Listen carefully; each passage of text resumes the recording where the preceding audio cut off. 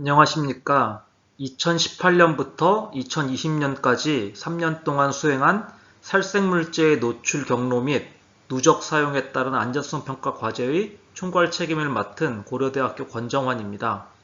우선 저희 과제를 우수 성과 과제로 선정해 주시고 이런 발표 기회를 주신 데 감사드립니다. 저희 과제는 총 3개의 과제로 구성된 통합형 과제로 총괄 과제를 맡은 고려대학교와 협동 1 과제를 맡은 EHRNC, 그리고 협동 2 과제를 맡은 충북대학교에 밀접하고 유기적인 협력하에 수행되었습니다.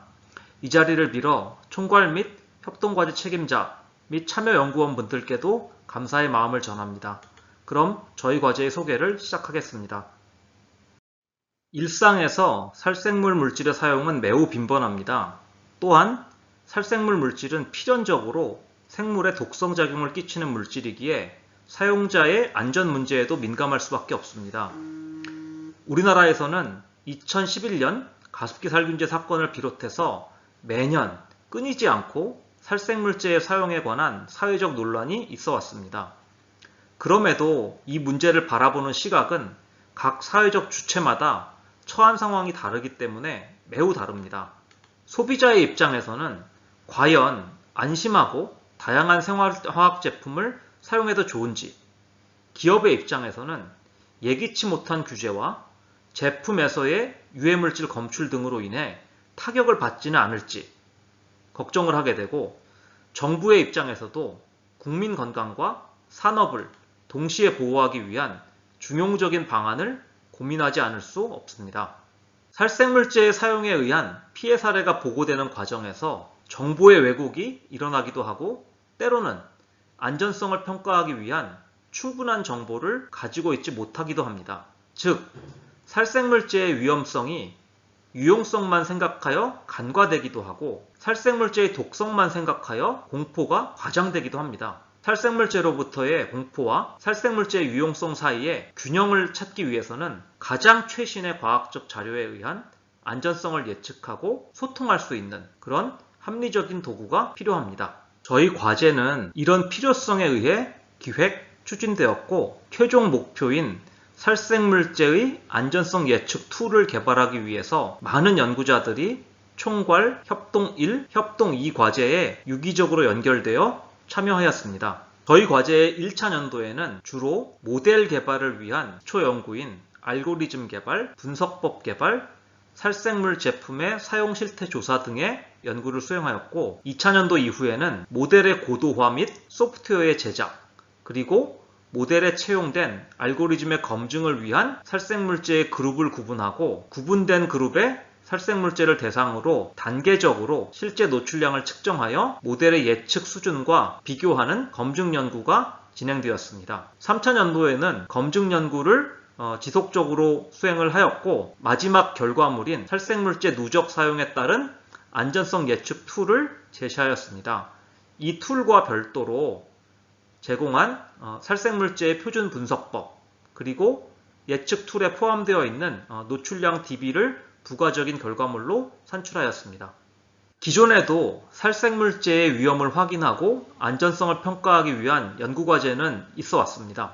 저희 과제가 기존 과제와 다른 점은 기존 과제에서 제시한 수학적 모델 혹은 분석법에 그치지 않고, 다양한 살생물 성분이 쓰이는 알고리즘 하에서 실제로 노출되는 수준이 어느 정도인지를 제품 함량, 공기 중 노출 농도, 체내로의 흡수량, 살생물제의 대사체 분석 등 가능한 여러 수준에서의 검증을 거치고, 이 검증을 완료한 후에 최종적으로 누적 노출 모델을 제시한 점에 있습니다. 저희 연구 대상이 된 살생물제를 구성하는 물질은 매우 다양한 물질들이 있습니다. 살생물제는 화학적으로도 매우 다양한 특성을 가지고 있습니다.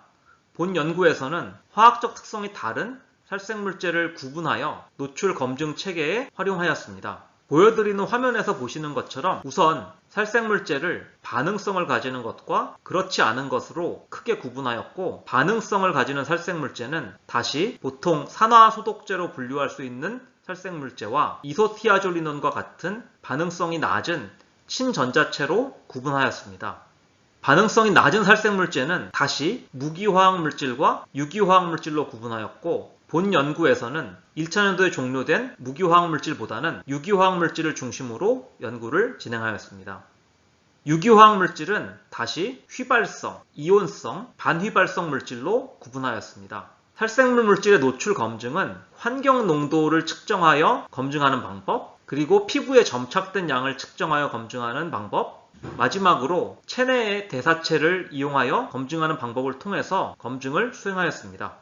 국내외에는 다양한 화학물질 노출 모델이 개발되어 왔습니다. 저희 연구진에서는 가능한 여러 모델을 비교하였고, 최종적으로 도출된 노출 모델은 미국 환경청의 컨슈머 익스포저 모델 CEM을 벤치마킹하여 사용 중 노출과 사용 후 노출, 즉 직접과 간접 노출로 구분한 모델로 개발하였습니다. 살생물제를 사용할 경우 모델에서 가정하고 있는 것처럼 공간 내에 완전 혼합되기까지는 시간이 소요됩니다. 따라서 실내 공간을 제품 사용 공간과 비사용 공간으로 나누어 두 공간 사이에서 공기 중 농도를 예측하고 그에 따른 노출량을 계산하는 방법을 선택하였습니다.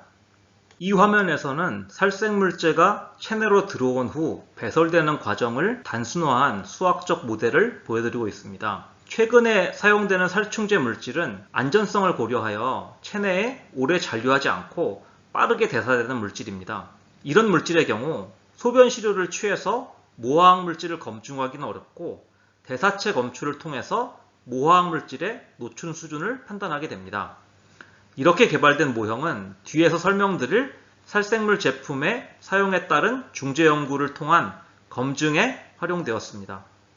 다음은 개별 살생물 물질 군별 노출 수준 검증에 관한 연구 결과를 소개드리겠습니다. 가정에서 널리 사용하는 염소계 소독제와 같은 살균제는 매우 반응성이 큰 물질입니다. 이런 물질의 경우 포집을 한 후 화학적으로 분석을 하는 과정이 어렵기 때문에 노출량을 제대로 실험적으로 측정하기가 어렵습니다. 이에 본 연구에서는 염소계 소독제의 누적 노출량을 유효 염소의 누적 노출량으로 환산하여 측정할 수 있는 새로운 장치를 개발하였습니다. 샘플러의 성능은 다양한 체인버 실험을 통해 공기 중 유효 염소의 실시간 농도 측정을 통해 확인되었습니다. 마지막으로 이를 바탕으로 염소 소독제를 사용한 일반 소비자를 대상으로 중재 연구를 수행하였습니다. 이들이 소독제를 사용하는 환경에서 실제 누적 노출량을 확인함으로써 모델의 예측값과 실제 노출량이 어느 정도 차이 나는지를 검증하였습니다. 휘발성 유기화학 물질의 공기 중 노출 농도는 시시각각으로 변화합니다. 빠른 농도 변화를 감지하기 위해서 실험 체인버 내에서 실시간 질량 분석기인 PTRMS를 이용하여 공기 중 농도를 확인하였고, 사용자가 노출되는 양을 측정하기 위해서는 간단한 샘플러를 개발 제작하여 사용하기도 하였습니다. 휘발성 유기화학 물질의 경우 사용하는 환경에 따라서 보통 실내 공기 모델에서 가정하는 완전 혼합 조건이 만들어지지 않을 수도 있습니다. 휘발성 유기화학 물질의 세부 공간 내에서 실시간 질량 분석기를 이용한 측정을 통해서 사용자에 가까운 곳에서 짧은 시간 동안 노출이 있을 경우에는 수학적인 모델 알고리즘에서 추정하는 노출량보다 노출량이 비교적 높을 수 있음도 확인하였습니다. 다음은 살생물 성분 가운데 양전하를 띠고 있는 4급 암모늄과 같은 계면활성제 성분에 관한 검증입니다. 이들 성분은 주로 피부 노출을 통해 사람에게 영향을 줄 수 있습니다. 따라서 다양한 피부 노출 시나리오에 대해서 총 노출량을 실험을 통해 결정하였고, 경구 노출에 대한 노출량도 결정하였습니다. 여기서 분석한 노출량은 계산 알고리즘을 이용하여 추정한 실제 피부 노출량과 비교하였습니다. 마지막 검증 대상 물질인 반휘발성 살생물 성분입니다. 이들 성분은 주로 가정용 살충제로 널리 쓰입니다. 실험에 자발적으로 참여할 수 있는 분들을 모집하였고 총 8일간 중재 연구를 수행하였습니다. 처음 3일 동안은 노출 검증 대상 물질이 포함되지 않은 대체 제품을 사용하게끔 안내해드리고, 다음 이틀간은 제품을 지시대로 사용한 후 마지막 3일간은 다시 대체 제품을 사용하도록 안내하였습니다. 살충제 성분인 퍼메트린, 클로피리포스, 이미다클로프리드, 프랄레트린의 4종의 피레스로이드계 물질을 대상으로 하였습니다. 사람을 대상으로 한 연구는 연구 수행 과정이 참여자의 건강에 영향을 줄 수 있기 때문에 매우 엄격한 절차를 따라 진행되었습니다. 충북대학교와 고려대학교의 기관연구윤리심의 승인을 받아 연구가 진행되었습니다.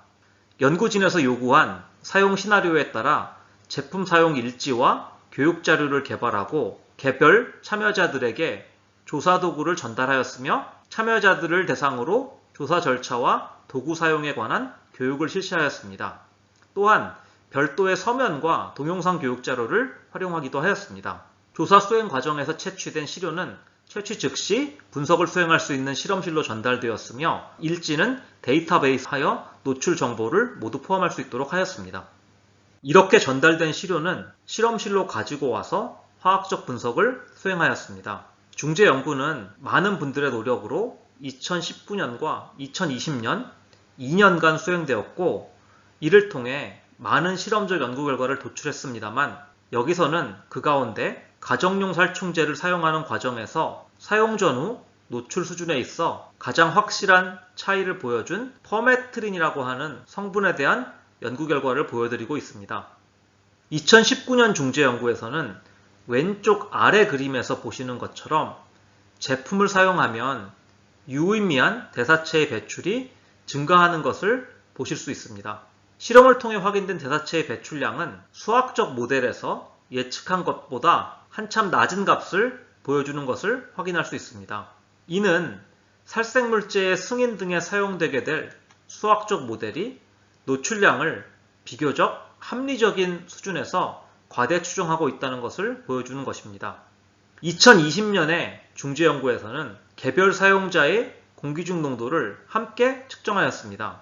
오른쪽 그림에서 보시는 것처럼 측정한 공기중 농도를 기반으로 대사체의 배출량을 추정하면 실제로 측정한 대사체의 배출량에 조금 더 가까워지는 것을 확인하실 수 있습니다.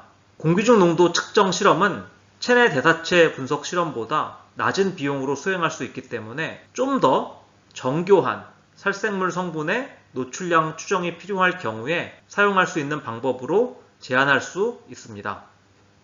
이런 다각도의 검증을 거쳐서 최종적으로 사용자가 쉽게 쓸 수 있는 살생물제 안전성 예측 툴, 약자로 베스트 툴이 개발되었습니다.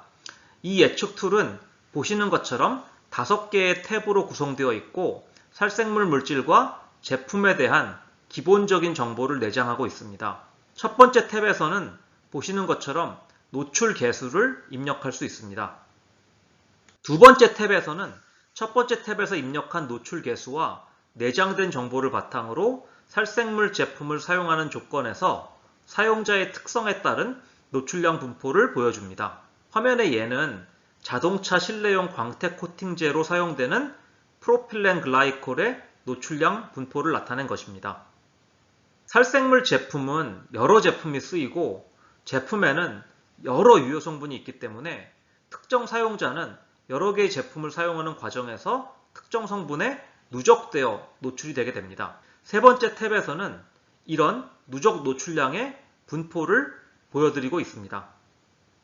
사용자가 쓴 여러 제품을 통한 노출 경로 중에서 과연 어떤 제품을 사용하는 과정에서 특정 물질의 누적 노출량이 얼마나 증가하였는지에 관심을 가질 수밖에 없습니다.